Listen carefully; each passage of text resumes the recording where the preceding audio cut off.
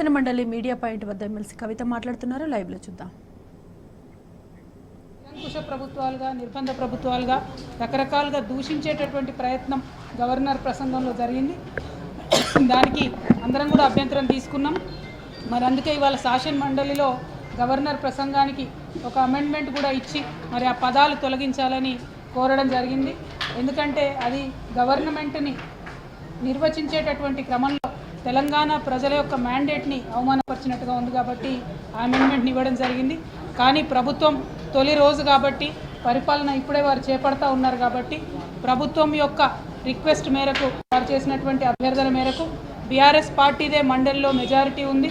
మేము గట్టిగా అనుకుంటే ఓటింగ్లో అమెండ్మెంట్ తీసుకొని రావచ్చు కౌన్సిల్లో. కాకపోతే ప్రభుత్వానికి సహకరించాలి, తద్వారా ప్రజలకు కూడా ఒక మంచి మెసేజ్ ఇవ్వాలి అనేటటువంటి ఉద్దేశంతో మొదటి రోజు కాబట్టి గవర్నర్ ప్రసంగంలో ఉన్నటువంటి అంశాలకు తీవ్రమైనటువంటి అభ్యంతరం బీఆర్ఎస్ పార్టీ తరఫున వ్యక్తం చేస్తూ మేము మా యొక్క అమెండ్మెంట్ని విత్డ్రా చేసుకోవడం జరిగింది.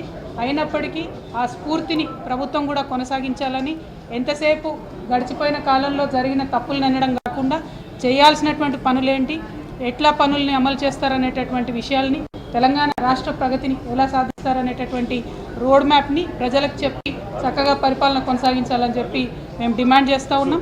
ఎక్కడ ఏ ఒక్క సెకండ్ కూడా తెలంగాణ ప్రజలకు నష్టపరిచే నిర్ణయాలు జరిగినట్టయితే ఖచ్చితంగా శాసన మండలిలో మేమందరం కూడా ప్రజల పక్షాన పోరాటం చేస్తామని ఈ సందర్భంగా తెలియజేస్తూ ఉన్నాం.